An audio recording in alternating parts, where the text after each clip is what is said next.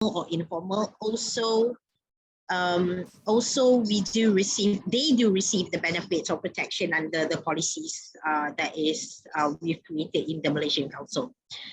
So other than that, we do have like projects focus on creating a surplus for vulnerable groups such as the indigenous youth in Malaysia, or we call them orang asli in Malaysia. For your information, this is under program named Skill Building for All. So for now, we are focusing on indigenous, and one of the project is bamboo straw. So from here, the kampung that we focus are in one of the state of Malaysia, which is Negeri Sembilan. This particular project managed to create job opportunities to some of the villages in the same, the villages itself. So the participant came up with the idea during the bamboo straws, so managed to, I cannot say hire, but they work together. So from here, whatever the profits that they gain from the project, they will divide equally. And also, for future forward, how to actually they want to be better, or what they need to improve is mostly are gaining more partners to support the project. Because when they were focusing on the bamboo straw, they have another problem that they out of resource. So they take about another 5 years. They actually plant back all the bamboos, but they need another 5 years for them to harvest. So from here, they are lacking of resource. So they need more partners to expand the project. So that is number one. Other than that, they need partners from the government or maybe other entities to help them with the machines and so on, so they can elevate the project. So that is all from me. Thank you. Thank you, B. Can I call on Zone next? Yeah. Right. Okay. My organization is the Home-Based Producers Cooperative. As a producers cooperative, what we do at present is really sell the products of our members. Since we are still a very small co-op, we do not we haven't employed full-time workers except for one, she's also paid according to the number of days that she worked. Now the rest are volunteers, and these volunteers, they only get travel and food allowance. How about our other members? How do they benefit? Then because we sell the products. Our priority is really the products of our members. That in a way provide employment because their product. We have our store, the brick and mortar store. We also have our Changi, and then we also have our. We bring their products around.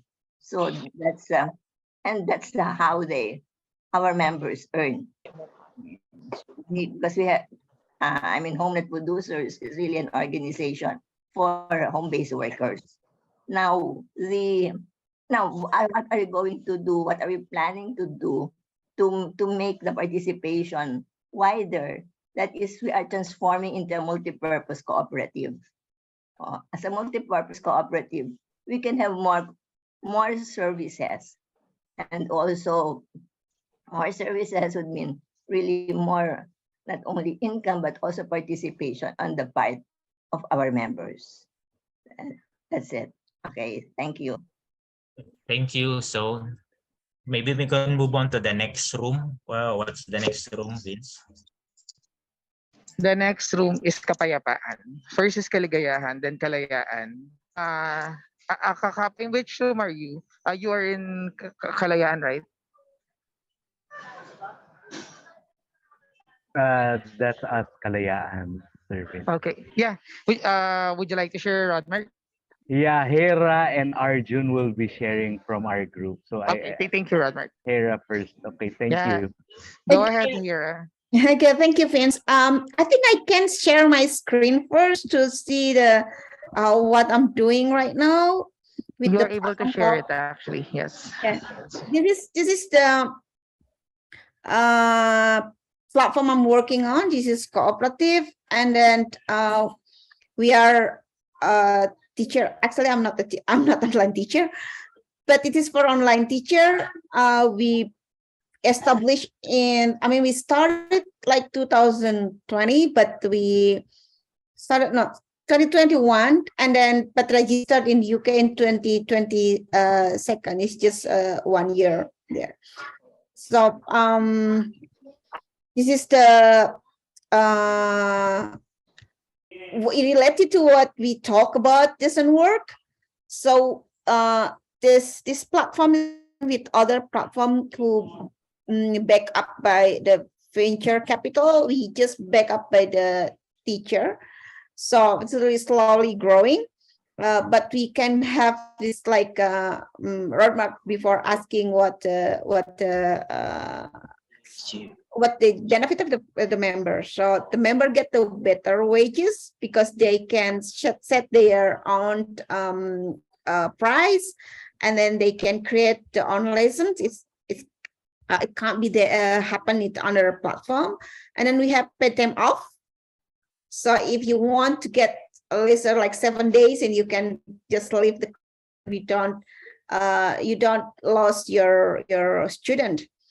And then and it's the important thing, but it's like decision making. So we decide everything together. Everyone heard and everyone has voice, and then they can say what they think, the opinion, and we don't put any penalties if teacher don't come up or turn up during the session, because maybe they can't leave. Like if you teaching in another platform and you can't turn up in the time, you get penalties, but not in our platform co-op. And then of course, in the related to digital economy, you can work anytime and anywhere in the world.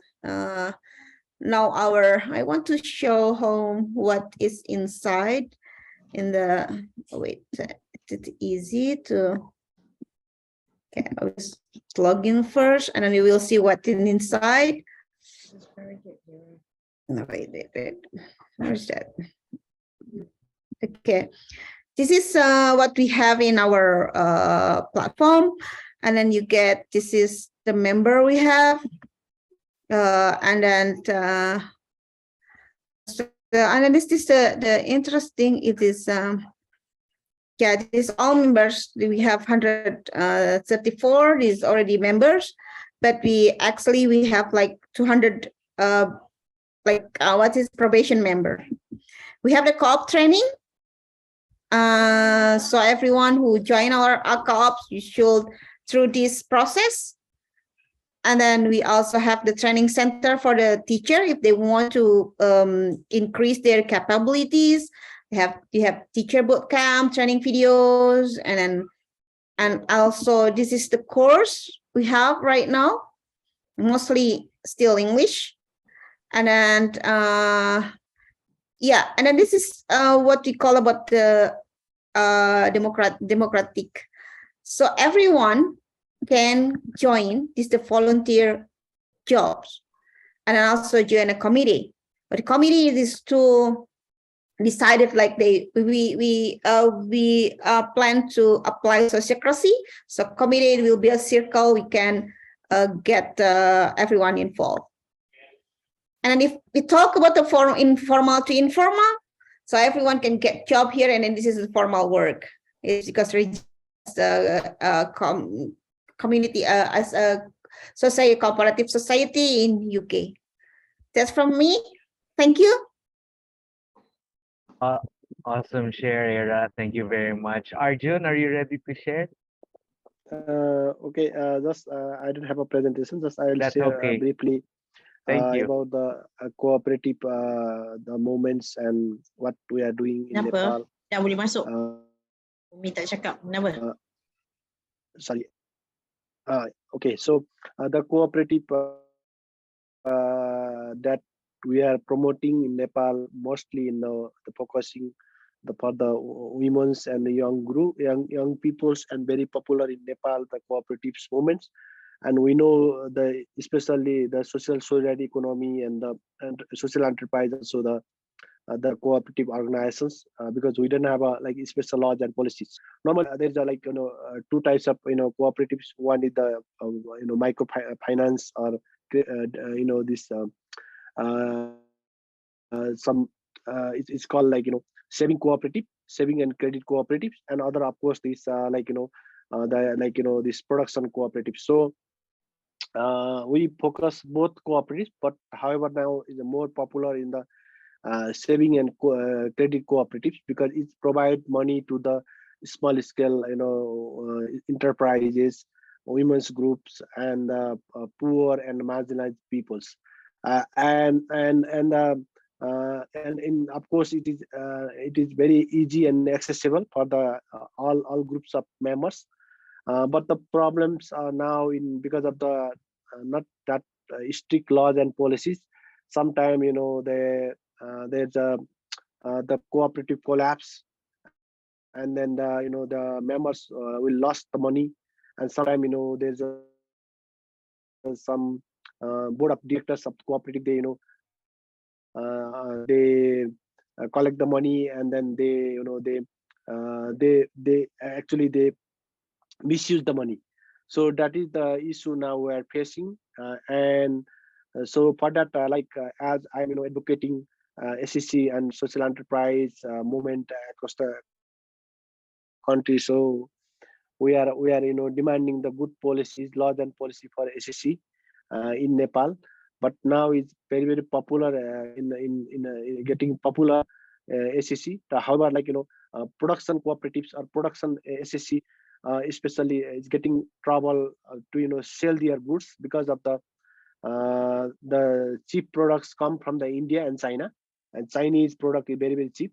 So it's very difficult to compete to our members to sell their products. So and then so government is there's, because of the open borders and the international treaty, they are unable to block their products to come in Nepal.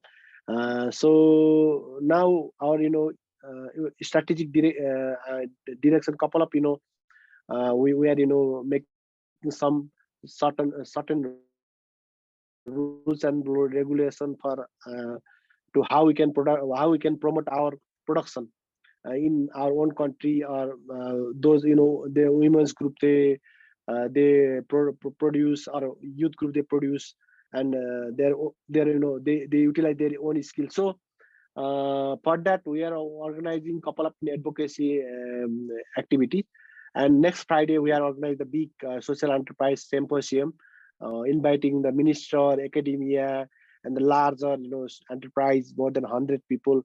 And then we are making a draft bill, and then providing to the government, and at least to introduce that bill in the next parliament, and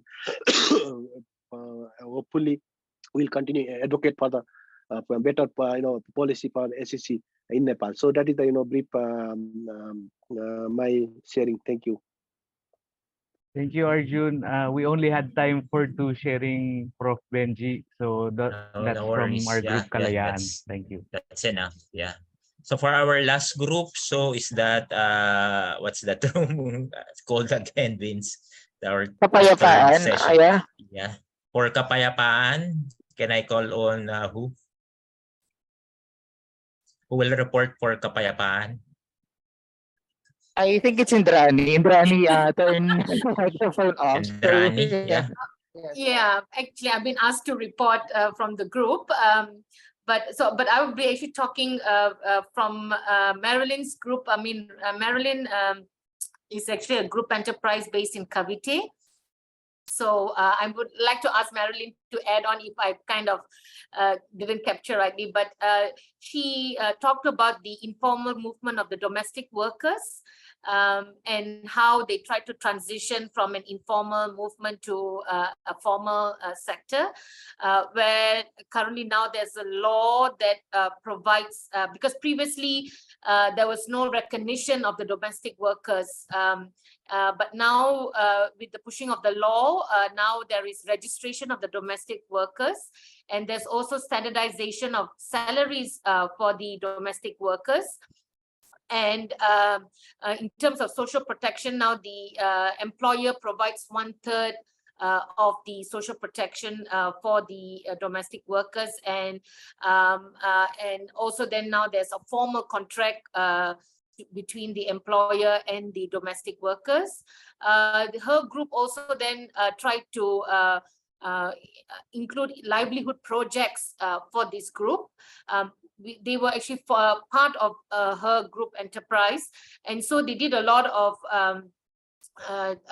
savings generation through these home-based products and so on. And whenever they, especially during COVID and all that, when they couldn't sell, her organization then provided some sort of support for them to recover economically.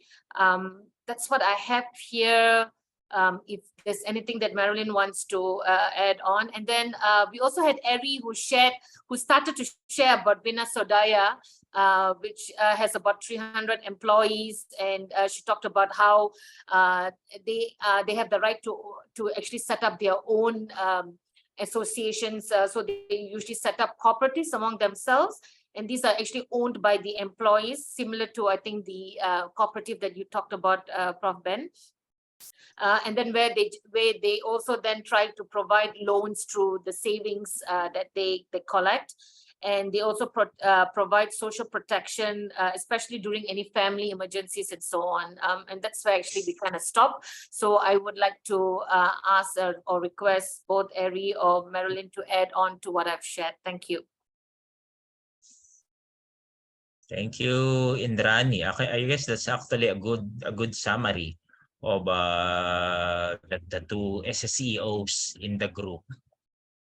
Yeah, so I guess if there's no clarifications or addition, just a short summary, I guess. So hearing from the sharing, obviously there are gaps in terms of decent work for people employed or engaged, involved in SSEOs. And this is most probably a result of the fact that most SSEOs are small. Many are just starting actually, right? So they lack resources.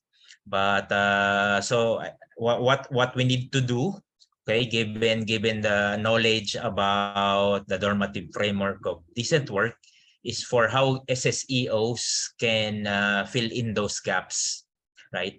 Upscale to compliance with the principles of the decent work. And within the context of the SSEO, this should be a lot easier, facilitated with the fact that this can be done collectively with voice and participation of the members, the users of or consumers of SSEOs. So yeah, so with that, we close that part. And I'll share screen again. I hope you see it. I'll make a quick presentation of this. It can be seen already, Vince, right? Yes, Prof. We can see it. Yeah. So similar to the decent work, our objectives for the digital economy and future of work is again to define what is the future of work. There are actually opportunities and challenges, and then again how the SSE can adapt to those challenges of the future of work. And then we'll see quickly two examples of platform cooperatives, which are actual examples of SSE using digitalization as an enabler for their work. Okay. So in summary, if you think about it, digitalization can either be a threat or an opportunity. So it's both at the same time. Okay. It just depends. How can we increase the opportunities and mitigate the threats? Well, we need regulation. We need action from government. We need positive action by non-government actors even to ensure that digitalization does not promote abuse and exploitation. Instead, that it enables social protection in this new arena, what we call digital rights. We'll talk about that a bit later. So just the important thing is that digitalization is not necessarily good or not necessarily bad by itself.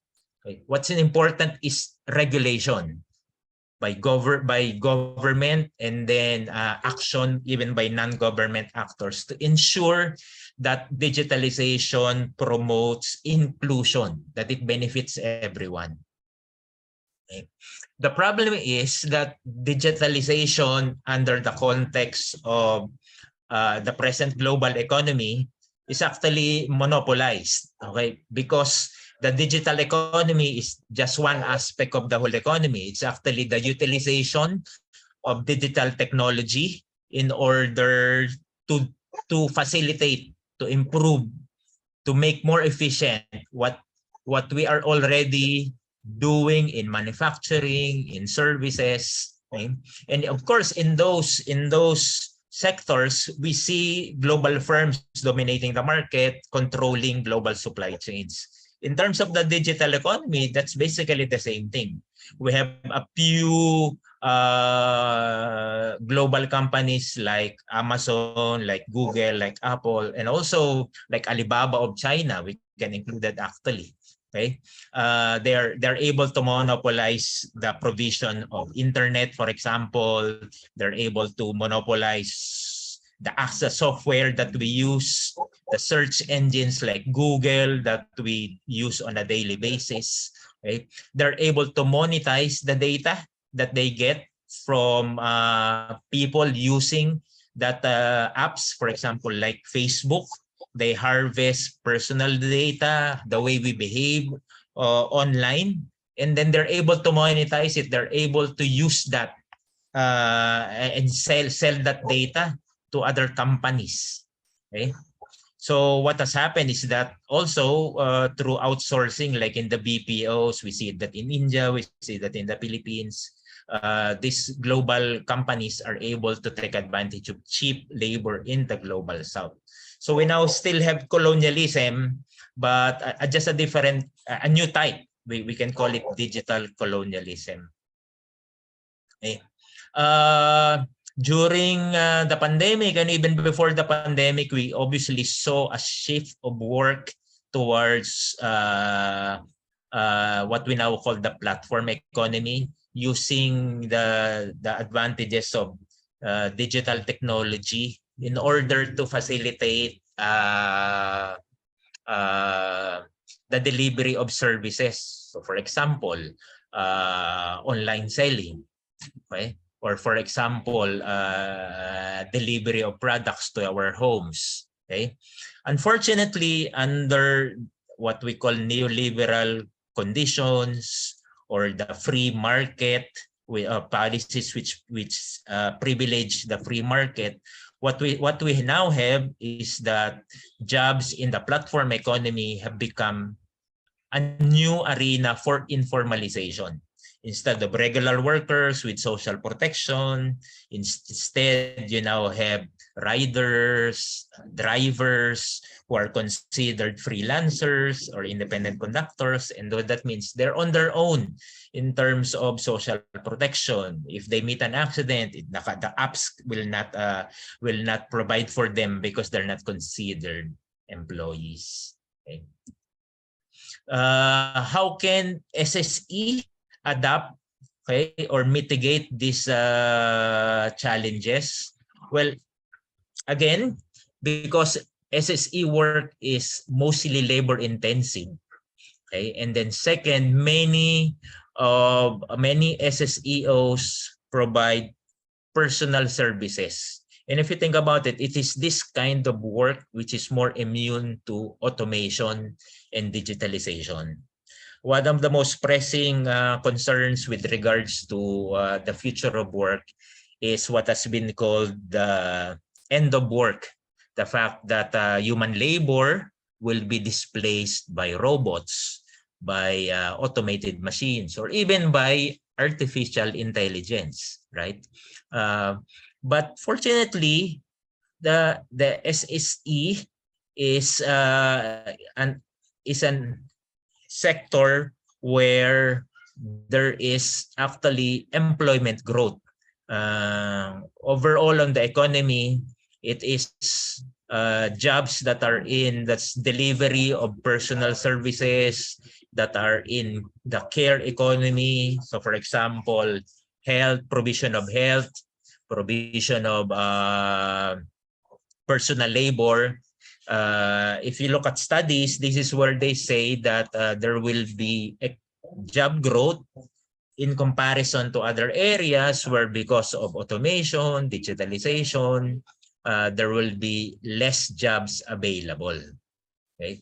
Therefore, SSE is in a good position in terms of taking advantage of these changes or this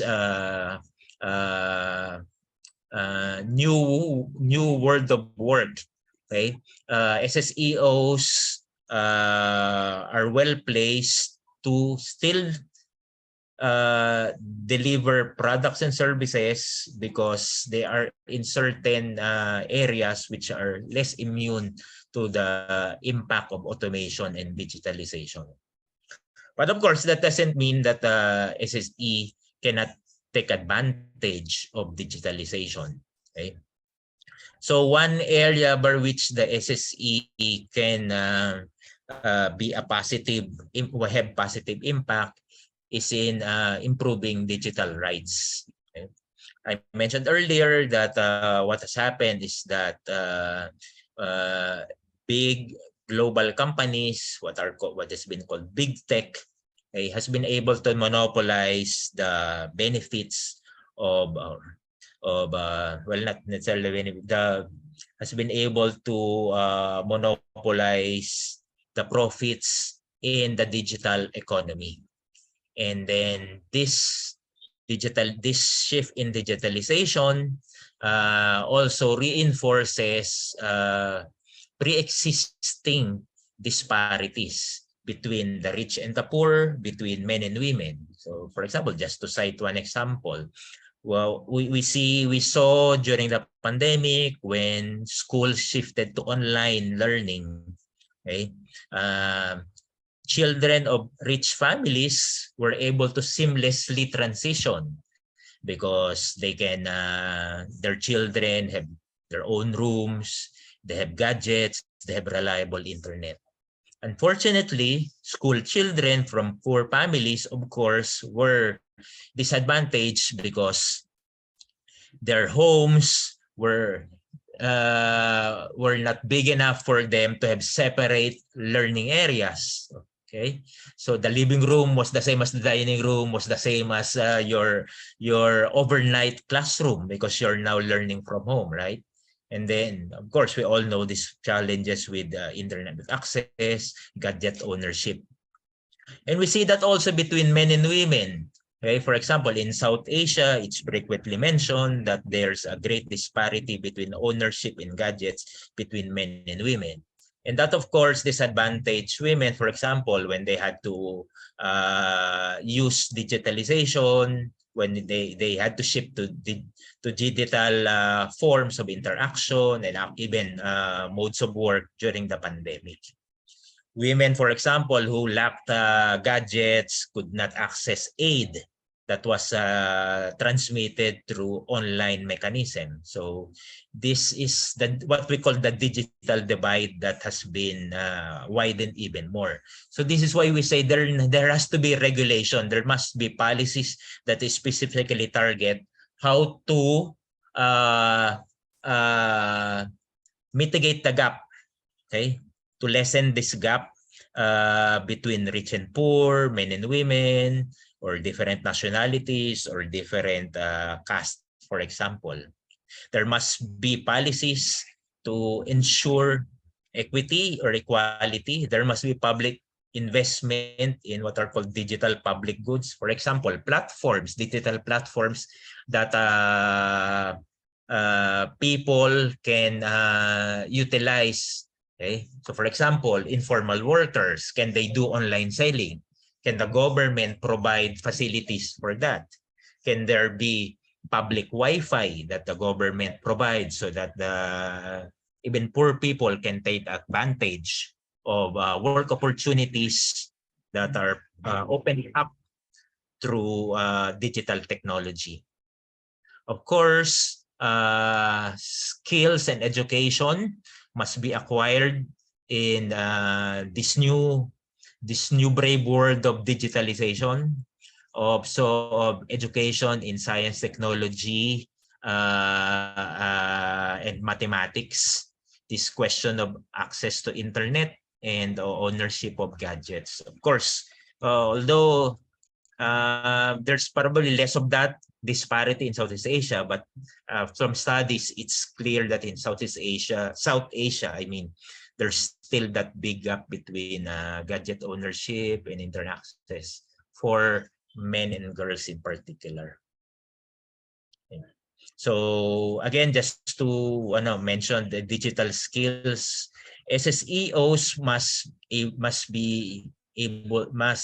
take advantage of this. A few SSEOs I know already took advantage of it. They were able to shift online. HomeNet, for example, they initiatives of local HomeNet chapters did that, and then the HomeNet regional during the pandemic undertook trainings in order to upskill their members in digital technology in order to facilitate their shift to online selling, for example. So this is a challenge for everyone, but of course, most especially to informal workers, because we'll know their vulnerabilities. They would be lacking in education, lacking in resources, right? So that's why they need targeted assistance, either from, most especially from government, but also from non-state actors. Okay. Of course, the pandemic really showed the necessity of acquiring digital skills. So one arena by which the SSE can really make a difference is through the establishment of platform cooperatives. Platform cooperatives are apps that are owned and managed by the users themselves, or by workers, or by other stakeholders. So this is an alternative to the model of a corporate digital platform. So think Grab in Southeast Asia, or Uber and Lyft in the US or in Europe, right? So, or again in Southeast Asia, Food Panda. So these are the corporate apps which treat their workers as freelancers or independent contractors, which they won't answer for in terms of accidents, minimum wages, and other types of social protection. Platform co-ops, because they're actually established by members, okay, are able to precisely respond to these challenges of workers in corporate digital platforms. So participatory and democratic governance that we know exists in cooperatives, now you translate it to the digital arena through platform cooperatives. And there are already platform cooperatives that cover different sectors, from food delivery through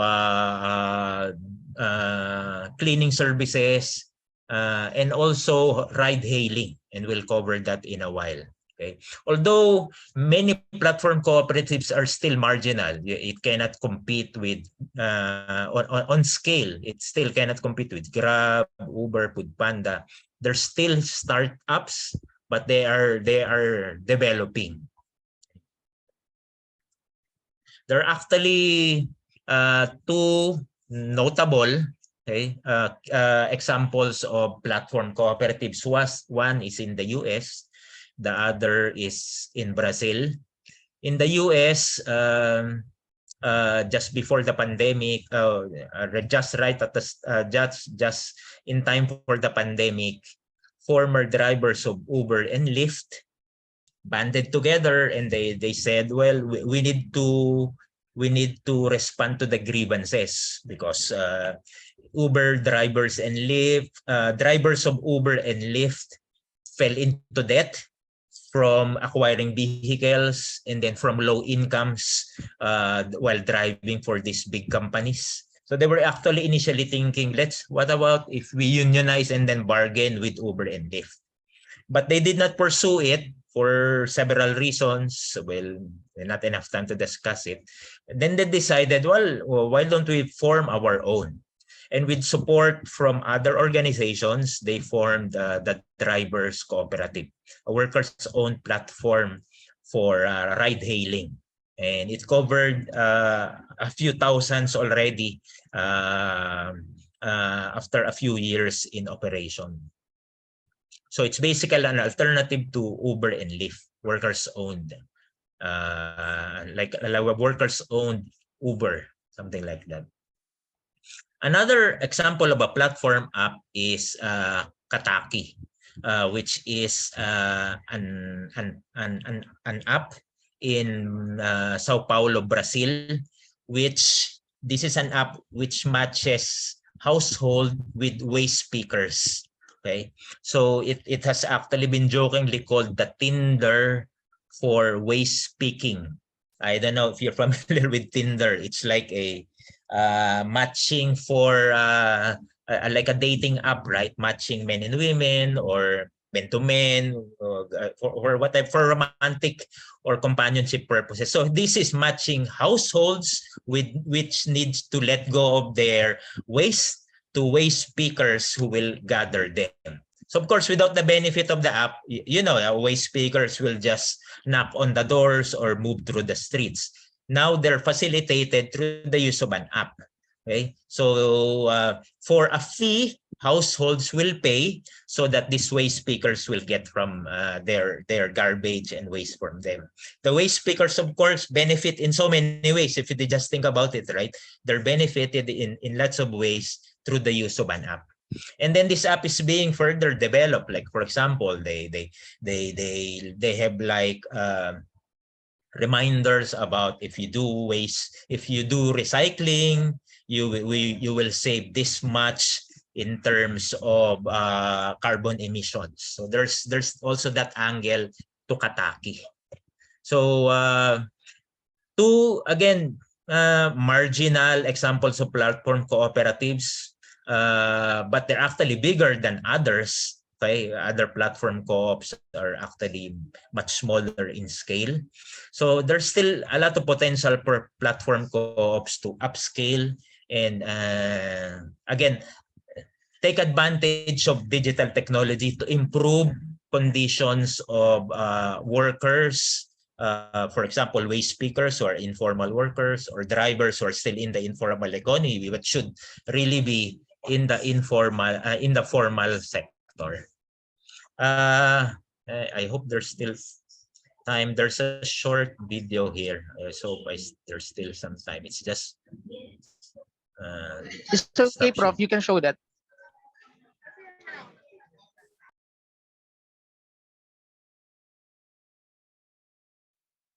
A new rideshare company in New York City. The Drivers Cooperative is a driver-owned service. Today in the Bronx, drivers picked up their certificates showing their share of the company that boasts 2,500 drivers. Some say that they're making more money than driving for Uber and Lyft, and they will get to keep most of the fare. And I'm so proud to be a driver of this company. And I've already done 4 rides, and I'm so happy I have no words to say. One share for each member. And that basically gives members voting rights, and it also allows them to share in the profits if they have profits at the end of the year. Customers can download the Drivers Co-op Ride app. So I hope you get a sense. You got a sense. Sorry. So yeah, so I hope you get a sense of that drivers co-op So ayan, it's just your usual app, but of course it is owned now by the drivers themselves. Okay. So yeah, so to the question, is there a future for work in the SSE, or can the SSE improve conditions for workers in the digital age, in the era of future of work? The answer is yes, of course, but there has to be enabling regulation from the government, and there has to be really targeted reforms responding to the digital divide, upscaling digital skills, and ensuring digital rights. So yeah. So any questions from the groups? That was like a quick review of the future of work and its intersection with the SSE. Although, of course, other than a platform cooperative, there are ways by which the SSE can intervene in the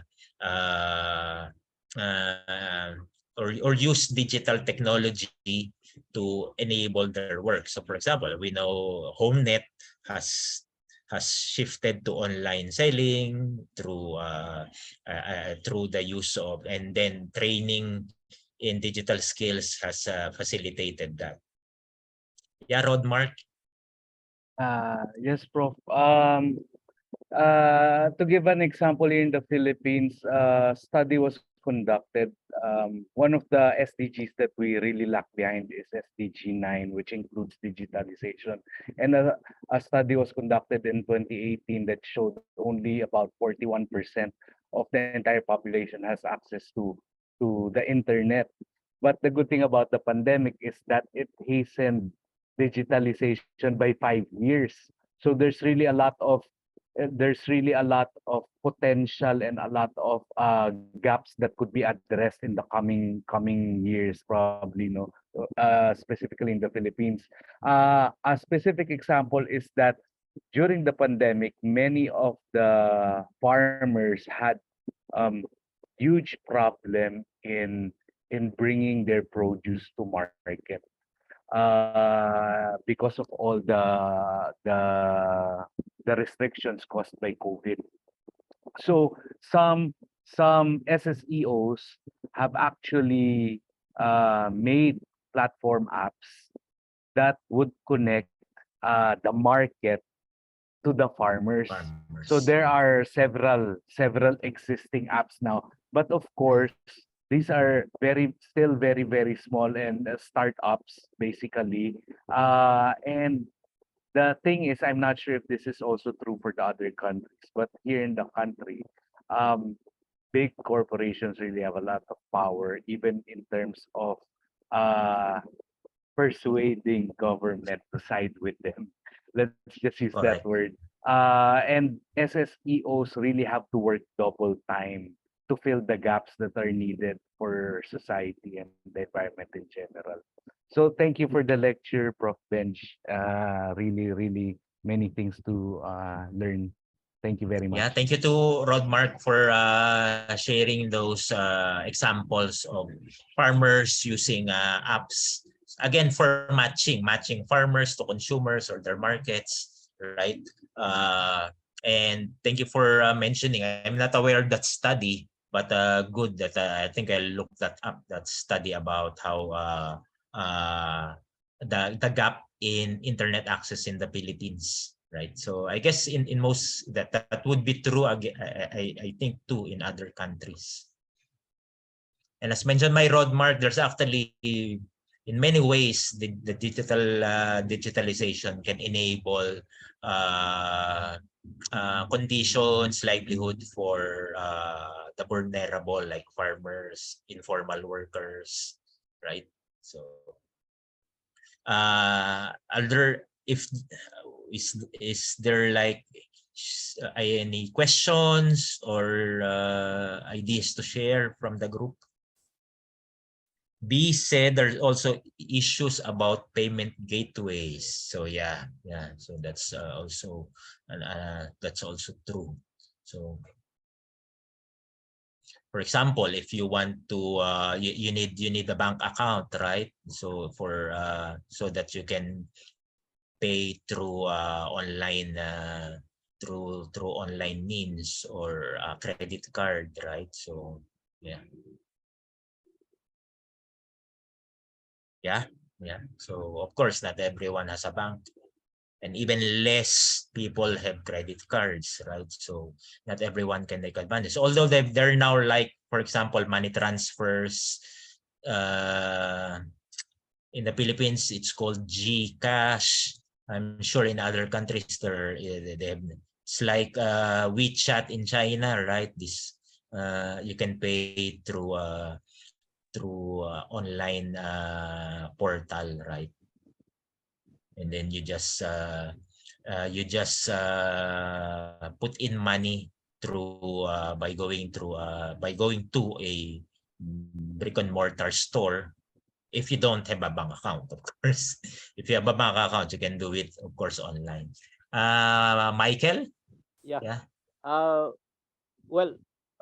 Elon Musk has been for many times has been saying about the specter of the digital, the AI, which will really cripple jobs by the millions. I mean, it's now happening. You can even try yourself, no? And this will be even better than Google, because you can even dictate on ChatGPT or AI.com. If you want to say you want a script on this, you say something, that it will automatically, Yes. you make a essay, it will make it for you. I mean, and so what are the jobs threatened? Even lawyers, doctors, I mean, a lot more. So perhaps the bigger challenge now would be to push for universal basic income, which is one of the things that's being, because really, if you research further, that's what will happen. I mean, in the so many professions and jobs will be both blue collar and white collar jobs will be displaced. Yeah, that's true. Although, No, so I don't know how to navigate given those emerging, and you just Elon Musk is one of those who's pushing, was advocating that there should be some form of regulation. But he said this could even be worse than nuclear war. I mean, yeah. So I guess there's really one scenario. YouTube, Yeah. Although my own personal opinion about this question of end of work is that this is not really the first time that people have predicted the end of work. Like, go back 100 years, people have been saying, well, because of machines, not digital yet then, human labor will be extinct. But of course, what has happened is that every time there's developments in technology, you also have new kinds of jobs that are created. Although some are saying maybe this is something qualitatively different. Although other are saying, well, there's still this issue of unless robots can be as caring and as emotional as fellow humans, right? Then nurses, right, carers will still have work. So maybe that's the new terrain for work for human beings. So anyway, but it's good. It's good to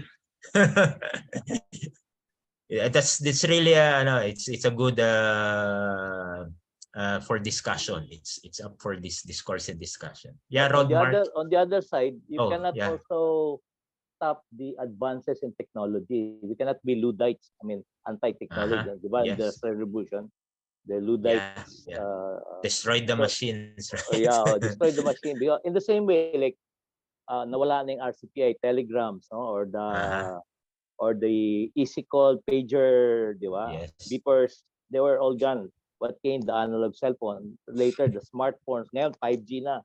May 6G na and everything.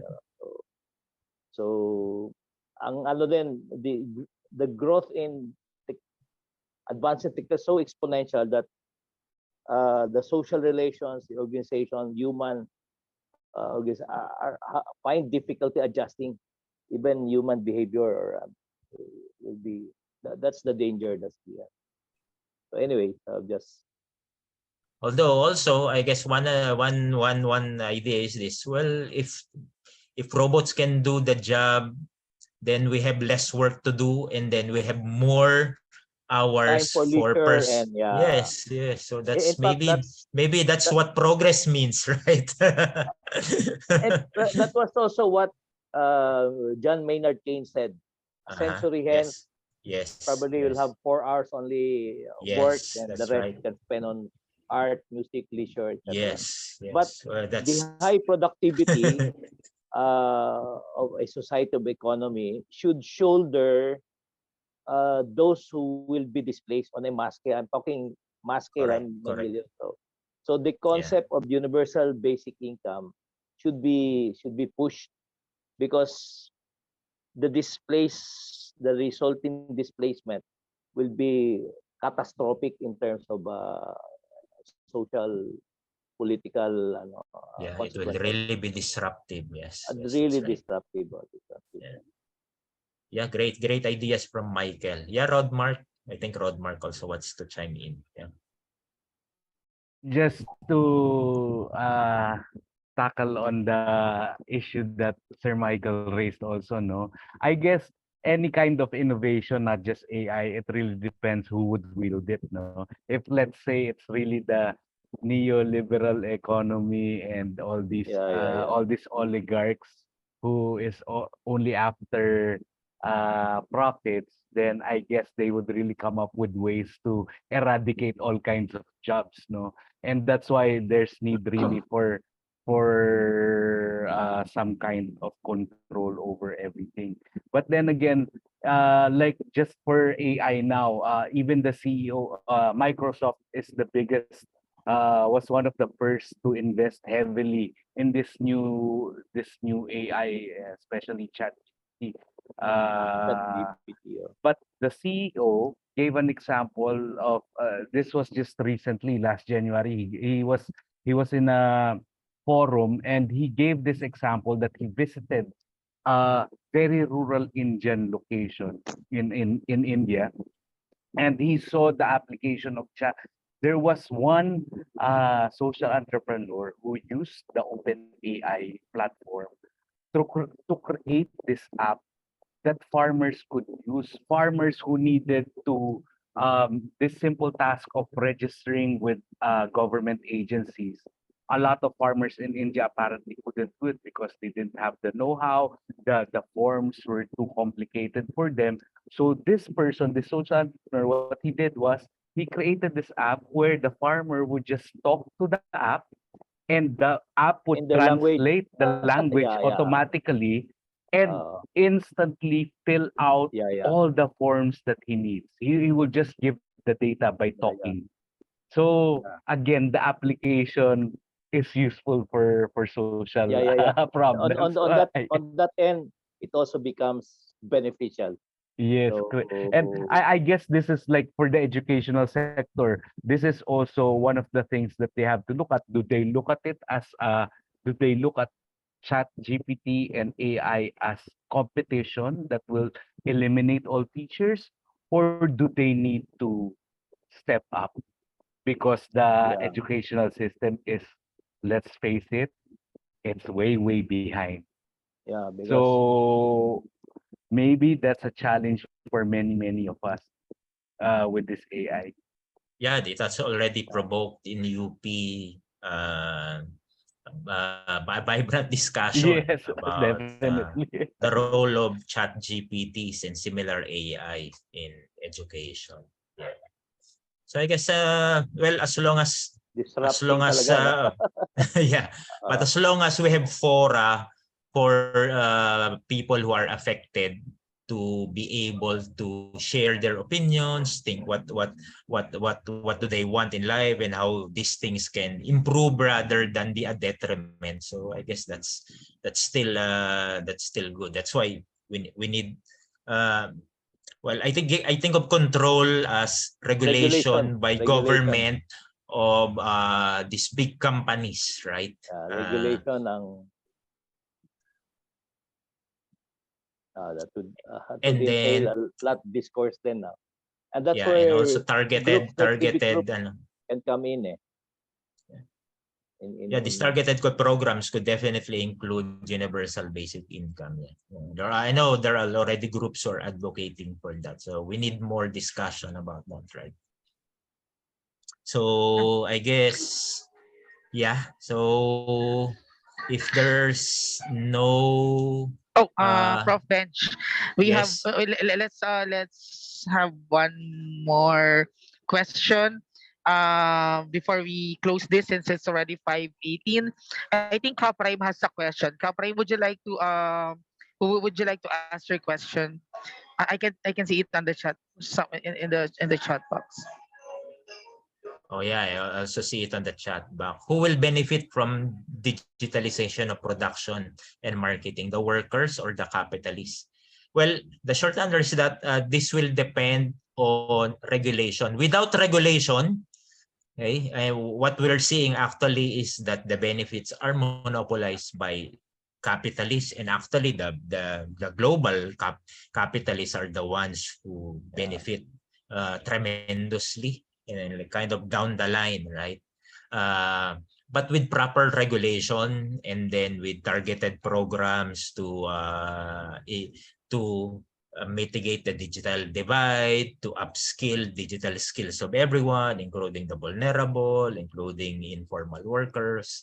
So then even ordinary people can take advantage of the benefits of digital technology. And that's really what should happen, right? That's why we have this agenda of leaving no one behind, right? Inclusive growth, sustainable development.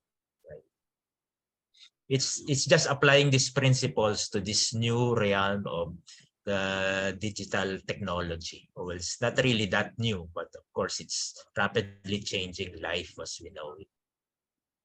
So yeah, so without any follow-up, if Prime has no follow-up, so I guess we could close with that. I know we've gone over time by 20 minutes, and I've taxed your patience already. Although I also appreciate the discussion. This is really an urgent question. This is important. The future of work, digital, the question of digitalization and its intersection with SSE. I guess we can continue the discussion offline or asynchronously through Dakila. I know this must have provoked some ideas on your part, so we can continue the discussion asynchronously. Again, this is one benefit of digital technology. We have limited time for synchronous, so we can take advantage of asynchronous. Well, we can still discuss through Dakila. I hope we can share your ideas if we didn't have time now. And Dakila? Oh, that's the platform that we use. It's a digital education platform. Can you send me links or yeah, okay. Vince, maybe I can ask Vince to to cater to the request from Manuel. Michael. Michael, sorry. Michael Aluna.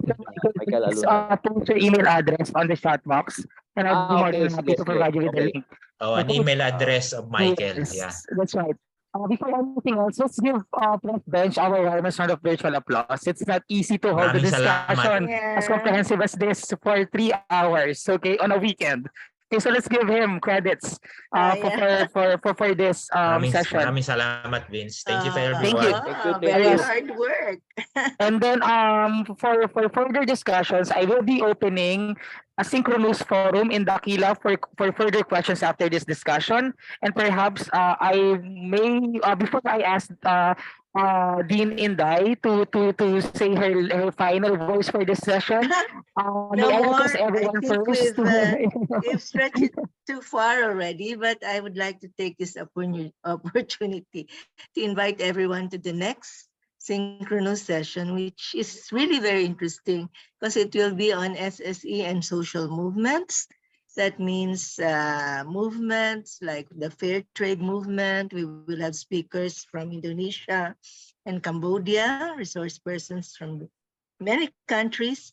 Next time, we have also the movements for food sovereignty, agroecology, and community-supported agriculture. And then we'll see how digital technology also influences these movements. No? So please make it a point to be present next.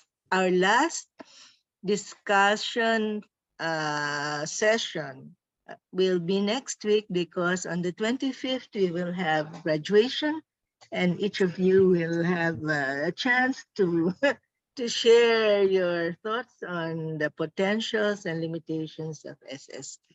So thank you very much for your presence and for your patience, and see you next week. Thank you, Benji, for doing so much Thank you, work today. Tininday. Okay. Thank you. Thank you very much, Bye, Dean. everyone. Wala ba Thank tayong you, group photo? Dean. Thank you, Prof. Meron Benji. din, Inday. I was supposed to Group invite photo? everyone. Yes, let's have a group. Okay. Group photo. Kawawa naman yung umalis na. Okay. Ay, sorry. Please turn your video on. Okay, let's just flash our smiles before we end this day. Okay, so first panel. Okay, the second 1, 2, 3. Let's all smile. Okay, 1, 2, 3. Smile. Okay, next panel. Okay, 1, 2, 3. Smile. All right. Thank you very much, Prof. Ben, you. Dean and Hi, Dai, Doc Ben. Benny, Bye. See you. and the Thank rest you, of the everyone. team. Good day to Doc everyone. Eri. Yeah. Yes, happy weekend to everyone. I'll be ending the Zoom session now. Bye for now.